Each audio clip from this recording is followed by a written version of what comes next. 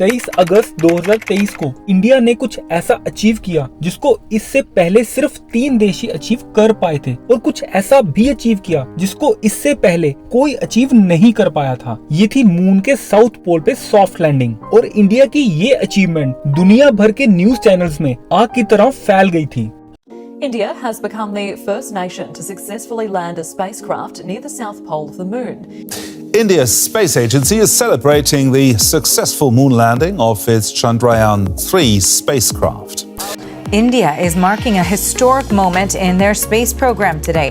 The country made its first landing on the moon. Historic news. India has become the first country in the world to successfully land a craft near the moon's south pole. India has done it. It has become now the 4th country to land a spacecraft on the moon. India has made space history, becoming the first nation to soft land a spacecraft on the moon's south pole. हमारा पड़ोसी देश पाकिस्तान, जो हर platform पर India के विरोध के अलावा कुछ नहीं करता, वो भी भारत की इस अचीवमेंट की तारीफ करने से खुद को नहीं रोक पाया, क्योंकि ये एक ऐसी अचीवमेंट है जिसको हासिल कर पाना पाकिस्तान के लिए नामुमकिन है। वरना जब से ये दोनों देश अलग होके आजाद हुए हैं, पाकिस्तान ने हर वो चीज हासिल करने की कोशिश की है जो इंडिया करता आया है, फिर चाहे वो एटम बम हो, फाइटर प्लेन्स हो या फिर मिसाइल्स हो। लेकिन 23 अगस्त 2023 को भारत ने कुछ ऐसा अचीव कर लिया जिसको हासिल करने की कोशिश करना भी पाकिस्तान के लिए मुश्किल है। लेकिन अगर अर्थ पर मौजूद अलग अलग देशों के जितने भी मसले हैं उनको भूल के स्पेस की तरफ देखें तो इंसान की पूरे ब्रह्मांड में कोई औकात नहीं है, क्योंकि चांद अर्थ के सबसे करीब का एक गोला है जिसको दिन या रात दोनों समय में देखा जा सकता है। लेकिन फिर भी वहां तक पहुंचने में मानव सभ्यता को बहुत जद्दोजहद करनी पड़ी है। मैन वर्सेस मून के पिछले 60 साल के इतिहास से आपको पता चल जाएगा कि अलग अलग देशों की ब्रह्मांड में क्या स्थिति है और क्यों अब वो समय आ गया है जब अलग अलग देशों की स्पेस एजेंसी की बजाय पूरी मानव सभ्यता की एक स्पेस एजेंसी होनी चाहिए जो हमारी अर्थ को रिप्रेजेंट करे, न कि किसी देश को। लेकिन ये सब जानने से पहले चैनल को लाइक, शेयर, सब्सक्राइब करना ना भूलें और बेल वाले बटन को जरूर दबा लें। इस समय धरती पर टोटल 193 देश हैं, जिनमें से सिर्फ 11 ही ऐसे देश हैं जो मून मिशन करने की टेक्निक जुटा पाए हैं। चांद पे सबसे पहला मिशन करने का आइडिया अमेरिका का था, वो भी तब जब नासा अस्तित्व में नहीं आया था। जी हाँ, धरती से चांद की तरफ भेजा गया सबसे पहला मिशन अमेरिका की स्पेस एजेंसी नासा ने नहीं, बल्कि यूएस एयर फोर्स ने 17 अगस्त 1958 में भेजा था, जो कामयाब नहीं हो पाया था और धरती से सिर्फ 16 किलोमीटर ऊपर ही उठ पाया था। उसके ठीक 36 दिन बाद सोवियत यूनियन, जिसको आज रशिया के नाम से जाना जाता है, ने भी अपना पहला मून मिशन लॉन्च किया था। वो भी सक्सेसफुल नहीं हो पाया था। आपको बता दें कि उस समय सिर्फ 2 देशों के पास इंटरकॉन्टिनेंटल मिसाइल की टेक्नोलॉजी थी, जिसको मॉडिफाई करके ये दोनों देश मून मिशन करने की कोशिश कर रहे थे। ये दोनों देश तब अपनी तकनीक का मुजाहरा करने के लिए एक के बाद एक लॉन्च कर रहे थे। 10 अनसक्सेसफुल लॉन्चेस और 1 साल की कोशिशों के बाद आखिरकार सोवियत यूनियन 12 सितंबर 1959 को मून मिशन करने में कामयाब हुआ था। ये एक इम्पैक्टर टाइप का मिशन था जिसका काम सिर्फ चांद की सतह से टकराने का था। इसके तकरीबन 24 दिन बाद सोवियत यूनियन अपने अगले मून मिशन में भी कामयाब हो गया था, जो कि एक फ्लाई बाय मिशन था। तब सोवियत यूनियन अमेरिका से मून मिशन के मामले में बाजी मार चुका था, परंतु ये मिशन इतने मुश्किल थे कि इसके बाद अगले 5 साल दोनों में से कोई भी देश किसी भी मून मिशन को सक्सेसफुल नहीं बना पाया। और इन 5 सालों में अमेरिका और रशिया द्वारा भेजे गए 14 मून मिशन फेल हो गए, जिससे आप अंदाजा लगा सकते हैं कि मून मिशन कितने मुश्किल होते हैं। अभी तक धरती से चांद के लिए सभी देशों को मिला के 143 मिशन किए गए हैं, जिनमें से सिर्फ 95 ही सक्सेसफुल हो पाए हैं। मतलब कि सक्सेस रेट सिर्फ 66.6% है। आपको ये जान के हैरानी होगी कि बेजान पड़े चांद पर 12 सितंबर 1959 से लेके अब तक 2000 क्विंटल मैन मेड लैंडर्स और रोवर इंसान नुकसान पहुंचा चुका है। धरती से किए गए इन सभी मिशंस पे अभी तक $500 बिलियन खर्च हो चुके हैं, जिसमें से सिर्फ अमेरिका ने ही अब तक $288 बिलियन खर्च किए हैं, जिससे साफ पता चलता है कि चांद स्पेस एक्सप्लोरेशन का सबसे महत्वपूर्ण पड़ाव है, जिसपे सफलता पाने के बाद प्लैनेटरी मिशंस की तरफ कदम बढ़ाया जा सकता है। अमेरिका को 6 साल में 12 बार कोशिश करने के बाद 28 जुलाई 1964 को पहली बार कामयाबी मिली, वो भी सिर्फ एक इम्पैक्टर मिशन के तौर पर। ये वो दौर था जब अमेरिका और आज के रशिया में एक कोल्ड वॉर चल रही थी और चांद तक पहुंच बनाने की होड़ थी, जिसमें अरबों डॉलर पानी की तरह बहा दिए गए थे। उस समय इन मिशंस का इतना फायदा नहीं हुआ था जितना इन पे पैसा बहा दिया गया था। लेकिन हमारा भारत अपने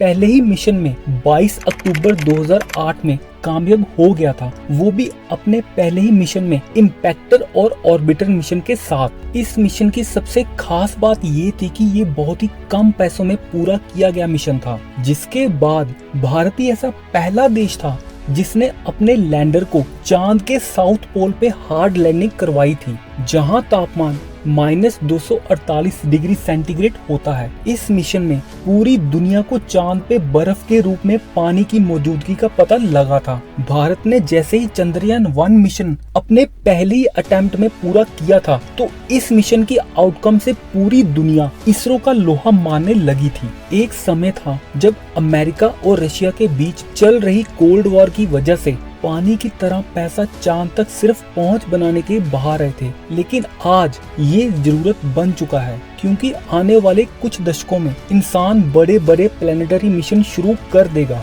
इसी बात को मद्देनजर रखते हुए रशिया ने भी तकरीबन 47 साल बाद अपने लूना 25 रॉकेट के जरिए चांद की तरफ अपना रुख किया था, जिसके जरिए वो चांद के साउथ पोल पे सॉफ्ट लैंडिंग करवा के दुनिया का सबसे पहला देश बनना चाहता था। इसीलिए उसने आनन फानन में अपने इस रॉकेट बूस्टर को लॉन्च किया था। लेकिन चांद के साउथ पोल पे सॉफ्ट लैंडिंग करवाना बहुत मुश्किल है, जिसकी वजह से आज तक कोई भी देश ये नहीं कर पाया था, और रशिया के साथ भी वही हुआ, जिसके डर से कोई वहां सॉफ्ट लैंडिंग की हिम्मत नहीं जुटा पाया था।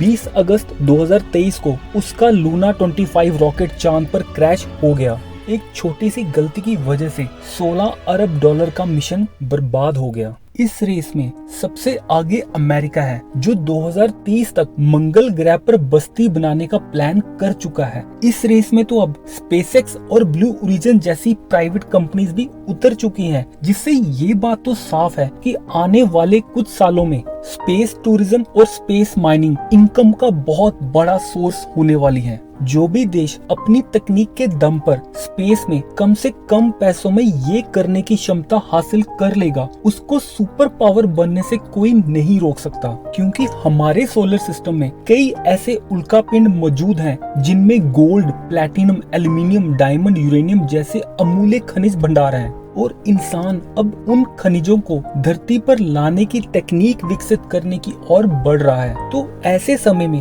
भारत जैसा विकासशील देश कैसे पीछे रह सकता है? इसीलिए भारत की स्पेस रिसर्च ऑर्गेनाइजेशन इसरो समय समय पर अपनी टेक्नोलॉजी से सबको आश्चर्यचकित कर देती है। अमेरिका और रशिया 60 सालों से चांद पर पहुंच बना चुके थे, पर चांद के साउथ पोल पर लैंडर लैंड करवाने की हिम्मत कभी नहीं जुटा पाए थे। परंतु भारत ने अपनी तकनीक के दम पर पहले ही अटेम्प्ट में चांद के साउथ पोल पर अपनी पहुंच बनाई और वहां पानी की मौजूदगी के सबूत जुटाए, जिससे ये साफ पता चलता है कि हमारे देश के वैज्ञानिक न सिर्फ इंटेलिजेंट हैं, बल्कि वो हिम्मत भी रखते हैं जो अमेरिका और रशिया के वैज्ञानिकों के पास नहीं है। अगर हमने ये जाना हो कि कौन सा देश स्पेस टेक्नोलॉजी में कितना आगे है, तो उसका पता आज तक चांद पर हुए मून मिशन से भी पता चल जाता है, क्योंकि चांद पर किए जाने वाले मून मिशंस 7 प्रकार के होते हैं। कौन कौन सा देश इन मिशंस को कर पाया है, उससे ये पता चलता है कि वो देश स्पेस टेक्नोलॉजी में कितना आगे है। सबसे पहला और आसान मिशन है फ्लाई बाय मिशन। इस मिशन में किसी देश का भेजा हुआ स्पेसक्राफ्ट मून के पास से होकर गुजरता है और गुजरते हुए मून की तस्वीरें लेते हुए धरती पर भेजता है। धरती पर मौजूद सिर्फ 11 ही ऐसे देश हैं जो इस मिशन को करवा पाए हैं, जिनमें भारत भी शामिल है। दुनिया का सबसे पहला फ्लाई बाय मिशन करने वाला देश आज का रशिया है, जिसने 4 अक्टूबर 1959 को इस मिशन में कामयाबी हासिल की थी। दूसरा मिशन है ऑर्बिट मिशन। इस मिशन में स्पेसक्राफ्ट मून की ऑर्बिट में स्थापित होने के बाद चांद के इर्द गिर्द घूमते हुए चांद की तस्वीरें धरती पर भेजता है। धरती पर मौजूद सिर्फ 9 ही ऐसे देश हैं जो ये मिशन सक्सेसफुली कर पाए हैं, जिनमें भारत भी शामिल है। दुनिया का सबसे पहला मून ऑर्बिट मिशन भी आज के रशिया ने ही किया था, 31 मार्च 1966 को।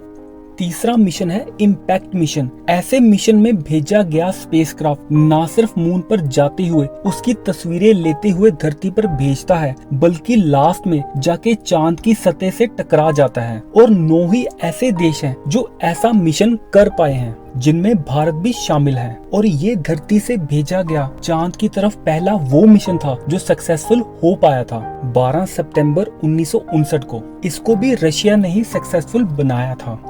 नंबर 4 पे है लैंडर मिशन। ऐसे मिशन में स्पेसक्राफ्ट से अलग हुआ लैंडर चांद की सतह पे हार्ड या सॉफ्ट लैंडिंग करता है और सतह पे पहुंच के वहां से धरती पे तस्वीरें भेजता है। 23 अगस्त 2023 को भारत ने चंद्रयान 3 मिशन के जरिए इस मिशन में सफलता हासिल कर ली है, जिसके बाद भारत ऐसा करने वाला दुनिया का चौथा देश बन गया है, और वो भी सबसे कम पैसों का इस्तेमाल करते हुए। इससे पहले सिर्फ 3 देश ये कारनामा कर पाए थे, और लैंडर मिशन में भी सबसे पहले सफलता पाने वाला देश और कोई नहीं बल्कि रशिया ही था, जिसने ये कारनामा 31 जनवरी 1966 में कर दिया था। नंबर 5 पे है रोवर मिशन। इस मिशन में स्पेसक्राफ्ट में एक ऐसा रोवर भेजा जाता है जो चांद की जमीन पे लैंड करके वहां की जमीन पे चलते हुए वहां की तस्वीरें लेके धरती पे भेजता है, और इस रोवर को धरती से कंट्रोल किया जाता है। भारत के चंद्रयान 3 मिशन ने ये सफलता भी हासिल कर ली है, जिसके बाद भारत दुनिया का चौथा ऐसा देश बन गया है जिसका बनाया हुआ रोवर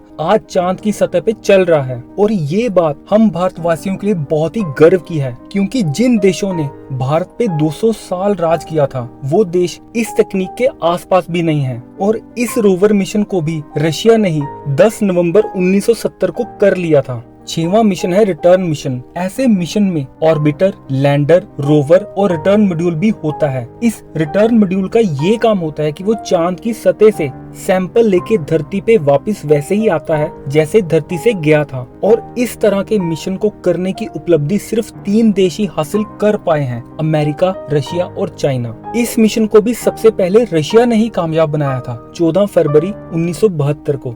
7वां और सबसे मुश्किल मिशन है क्रू मिशन, जिसको सिर्फ एक ही देश कर पाया है, वो है अमेरिका, क्योंकि रशिया सभी तरह के मून मिशंस को करने में कामयाब हो रहा था। तो अमेरिका पे बहुत ज्यादा दबाव था कि वो भी कुछ ऐसा करे जिससे कि उसकी तकनीक की भी तारीफ हो सके। इसलिए अमेरिका ने इस सबसे मुश्किल मिशन में पानी की तरह पैसा बहा दिया था, जिसका नतीजा ये निकला कि 20 जुलाई 1969 को नील आर्मस्ट्रांग ने चांद की सतह पे कदम रखा, जो इतिहास के पन्नों में हमेशा के लिए दर्ज हो गया। इस मिशन का टोटल बजट 177 बिलियन डॉलर्स था, और ये मिशन इतना मुश्किल था कि आज तक इस मिशन के 64 साल बाद भी अमेरिका के अलावा कोई भी देश इस मिशन को नहीं कर पाया है। ये तो थे वो 7 तरह के मिशंस जिनको करने में धरती पे मौजूद इंसानों ने अभी तक 500 बिलियन डॉलर खर्च कर दिए हैं, जो कहीं ना कहीं आने वाले कुछ दशकों में धरती के बहुत काम आने वाले हैं। क्योंकि जिस तरह से हमारी जनसंख्या और जरूरतें बढ़ रही हैं, हमारी धरती उन सभी जरूरतों को पूरा नहीं कर पाएगी। ऐसे में यही स्पेस टेक्नोलॉजी स्पेस माइनिंग के जरिए धरती पर मौजूद लोगों की जरूरतों को पूरा करेगी। लेकिन स्पेस मिशंस के पिछले 60 साल के इतिहास को देखें तो पता चलता है कि 193 देशों में से सिर्फ 11 से 12 देश ही ऐसे हैं जो स्पेस में कुछ करने की क्षमता हासिल कर पाए हैं। बाकी के देश कुछ नहीं कर पा रहे हैं, क्योंकि स्पेस काफी चैलेंजेस से भरा हुआ है, और जो भी देश इसमें एक्टिव हैं वो भी एक दूसरे के साथ कंपटीशन में है, जबकि हमारा मुकाबला एक असीम सीमित ब्रह्मांड से है जो अनिश्चितताओं से भरा पड़ा है। ऐसे में जैसे हम ब्रह्मांड में आगे बढ़ रहे हैं, कुछ भी हासिल करने में सैकड़ों साल लग जाएंगे, क्योंकि एक ही तरह के स्पेस मिशंस अलग अलग देश रिपीट कर रहे हैं। जैसे अमेरिका ने सन को स्टडी करने के लिए सोलर पार्कर भेजा था, वैसा ही एक मिशन भारत सितंबर में लॉन्च करेगा और वैसे ही मिशन की तैयारी चाइना भी कर रहा है। तो इस तरह से एक जैसा मिशन अलग अलग देश रिपीट कर रहे हैं। वहीं अगर पूरी धरती पे मौजूद सभी देशों के योगदान से एक स्पेस एजेंसी बनाई जाए तो वह ज्यादा जल्दी से स्पेस को समझ पाएगी, जिससे टाइम और पैसा भी बचेगा और कोई भी मिशन रिपीट नहीं होगा। आज की वीडियो के लिए बस इतना ही। मिलते हैं किसी अगले टॉपिक में, तब तक के लिए धन्यवाद। और अगर आपको हमारे द्वारा दी गई इन्फॉर्मेशन अच्छी लगी हो तो चैनल को लाइक शेयर सब्सक्राइब करना ना भूलें।